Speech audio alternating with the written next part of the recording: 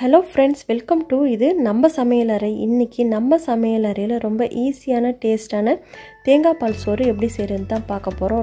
ரொம்ப ஈஸியா செஞ்சலாம். இதுக்கு ஒரு சூப்பரான சைடு டிஷ் பாத்தீங்கன்னா தேங்காய் புளி சம்பால் நல்லா காரசாரமா எப்படி செய்யறதுன்னு பார்க்கலாம். இது ஒரு சூப்பரான லஞ்ச் மெனு. கண்டிப்பா உங்க வீட்லயும் ட்ரை பண்ணி பாருங்க. ரொம்ப டேஸ்டா இருக்கும். அதுக்கு முன்னாடி நம்மளோட சேனலை Subscribe பண்ணாம பாத்தீங்கன்னா Subscribe பண்ணிடுங்க. கூட இருக்கிற பெல் ஐகானையும் பிரஸ் பண்ணிடுங்க. தேங்காய் பால் சோறு செய்கிறதுக்கு 1/2 kg அளவுக்கு பொன்னி ரைஸ் பச்சரிசி எடுத்துருக்கேன். புழுங்கல் அரிசியில் கூட செய்யலாம். இது 2 கப் ரைஸு. ஒரு ஃபுல் தேங்காயிலேருந்து 4 கப் தேங்காய் பால் எடுத்துருக்கேன். 2 கப் தேங்காய் பால் திக்கான பாலும் 2 கப் தண்ணியான பாலும் சேர்த்து 4 கப் எடுத்துருக்கேன். தாளிப்புக்கு ஒரே ஒரு மீடியம் சைஸ் வெங்காயம், ஒரு துண்டு பட்டை, 2 ஏலக்காய், 2 கிராம்பு, ஒரு சின்ன துண்டு ரம்ப இலை, 2 டேபிள் ஸ்பூன் இஞ்சி பூண்டு பேஸ்ட்டு. ஸ்டவ் ஆன் பண்ணிவிட்டு ஒரு சட்டி வச்சுருக்கேன். இதில் 1 டீஸ்பூன் அளவுக்கு நெய்யும் 1 டீஸ்பூன் அளவுக்கு ஆயிலும் ஆட் பண்ணிக்கிறேன். ரொம்ப அதிகமாக சேர்க்கக்கூடாது, ஏன்னா நம்ம தேங்காய் பால் வச்சு செய்கிறதுனால ரொம்ப குறைவாக தான் எண்ணெய்லாம் சேர்க்கணும். ஆயில் ஹீட் ஆனதுக்கப்புறமா பட்டை கிராம் போட்டு தாளிச்சிக்கிறேன். இது லைட்டாக பொரிஞ்சதுக்கப்புறமா கட் பண்ணி வச்சுருக்க ஒரே ஒரு வெங்காயத்தை இதில் ஆட் பண்ணிவிட்டு லைட்டாக கலர் சேஞ்ச் ஆகிற அளவுக்கு ஃப்ரை பண்ணிக்கணும். வெங்காயத்தை லைட்டாக வதக்கி விட்டுட்டு இதில் ஒரே ஒரு துண்டு ரம்ப இலை ஆட் பண்ணிக்கிறேன். ரம்ப இலை சேர்க்கறதுனால நல்ல மணமாக இருக்கும். உங்களுக்கு கிடச்சிச்சின்னா கண்டிப்பாக சேர்த்துக்கங்க, கிடைக்கலன்னா ஸ்கிப் பண்ணிவிடுங்க. வெங்காயம் இந்த பக்குவத்தில் வதங்கியிருக்கணும். ரொம்ப கலர்லாம் சேஞ்ச் ஆகிருக்கக்கூடாது. இந்த மாதிரி ஒரு கண்ணாடி பக்குவத்தில் வதங்கியிருக்கும்போது இதில் 2 டேபிள் ஸ்பூன் இஞ்சி பூண்டு பேஸ்ட்டு சேர்த்துக்கிறேன். இஞ்சி பூண்டு பேஸ்ட்டு சேர்த்துட்டு இந்த சாப்பாட்டுக்கு தேவையான அளவுக்கு உப்பையும் இதில் ஆட் பண்ணிவிடுங்க. நான் இன்றைக்கி 1 டேபிள் ஸ்பூன் உப்பு சேர்த்தேன். இது கரெக்டாக இருந்துச்சு.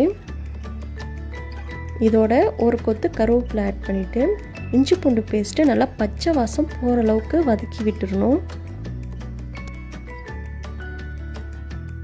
இஞ்சி பூண்டு பேஸ்ட்டு பச்சை வாசம் போனதுக்கப்புறமா ஆல்ரெடி எடுத்து வச்சுருந்த 4 கப்பு தேங்காய் பாலை இதில் ஆட் பண்ணிக்கிறேன். தேங்காய் பால் சேர்த்துட்டு ரைஸை வாஷ் பண்ணி ஃபில்டர் பண்ணி எடுத்துக்கணும். தேங்காய் பால் கொதி வந்துடக்கூடாது.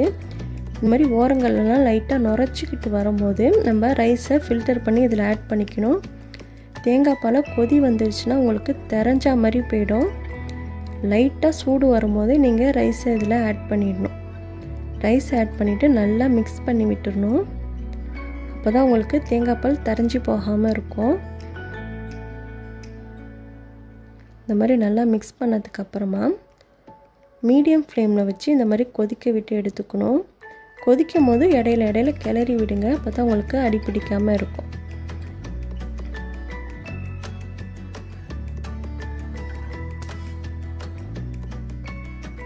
இப்போது தேங்காய் பாலில் இந்த அளவுக்கு வத்தி வந்துடுச்சு.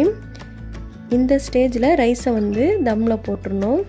ஒன்ஸ் நல்லா மிக்ஸ் பண்ணிவிட்டு லெவல் பண்ணி விட்டுட்டு ஒரு மூடி வச்சு கவர் பண்ணிவிடுங்க. இதுக்கு மேலே வெயிட்டாக ஏதாச்சும் வச்சுட்டு அடுப்பை சிம்மில் வச்சு ஒரு 5 மினிட்ஸ் தம்மில் போட்டால் போதும். இப்போது 5 மினிட்ஸ்க்கு அப்புறமா ஓப்பன் பண்ணுறேன். ரைஸ் நல்லா குக் ஆகிருக்கு. இப்போ ஒன்ஸ் இதை நல்லா பெரட்டி விட்டுக்கணும். இந்த மாதிரி நல்லா பெரட்டி விட்டதுக்கப்புறமா திருப்பி க்ளோஸ் பண்ணிவிட்டு ஒரு 2 மினிட்ஸ் வச்சுட்டு ஸ்டவ்வை ஆஃப் பண்ணிவிடுங்க. இப்போது 2 மினிட்ஸ்க்கு அப்புறமா ஸ்டவ் ஆஃப் பண்ணிவிட்டு ரைஸை இறக்கிட்டேன். இப்போ ஒன்ஸ் இதை நல்லா மிக்ஸ் பண்ணி விட்டுட்டோன்னா அவ்வளோதான், ரொம்ப டேஸ்டான தேங்காய் பால் சோறு ரெடி ஆகிடுச்சு. நம்ம எந்த ரைஸ் குக் பண்ணினாலுமே ஸ்டவ்லேருந்து இறக்கிட்டு இந்த மாதிரி கிளறி விட்டுடணும். அப்போ தான் உங்களுக்கு சாப்பாடு ஆறுனாலுமே உதிரியாக இருக்கும். நெக்ஸ்ட்டு தேங்காய் வச்சு புளி சம்பால் எப்படி ரொம்ப டேஸ்ட்டாக செய்கிறதுன்னு பார்க்கலாம். 1 கப்பு திருவுண தேங்காய் எடுத்திருக்கேன். இதுக்கு 2 காஞ்ச மிளகாவும் ஒரே ஒரு பச்சை மிளகாய் எடுத்திருக்கேன். ஒரு அரை நெல்லிக்காய் சைஸில் புளி எடுத்திருக்கேன். 4-5 சின்ன வெங்காயம், ஒரு 2 கொத்து கருவேப்பிலை, கொஞ்சமாக மல்லி புதினா எடுத்திருக்கேன். ஒரு சட்டி வச்சுட்டு இதில் அரை டேபிள் ஸ்பூன் அளவுக்கு ஆயில் சேர்த்துருக்கேன். ரொம்ப அதிகமாக சேர்க்கக்கூடாது, 1/2 டேபிள் ஸ்பூன் போதும். ஆயில் லைட்டாக ஹீட் ஆனதுக்கப்புறமா காஞ்ச மிளகாய் ஆட் பண்ணிவிட்டு லைட்டாக கலர் சேஞ்ச் ஆகிற அளவுக்கு வதக்கி விட்டுக்குங்க. இந்த அளவுக்கு லைட்டாக வதங்கினதுக்கு அப்புறமா இதோட பச்சை மிளகாய், புளி, வெங்காயம் இதை சேர்த்துட்டு ஒரு 2 மினிட்ஸ்க்கு லைட்டாக வதக்கி விடணும். இந்த அளவுக்கு லைட்டாக வதங்கினதுக்கு அப்புறமா கருவேப்பிலை, மல்லி, புதினாவை இதில் ஆட் பண்ணிவிட்டு ஒரு 2 மினிட்ஸ் திருப்பி வதக்கி விடணும்.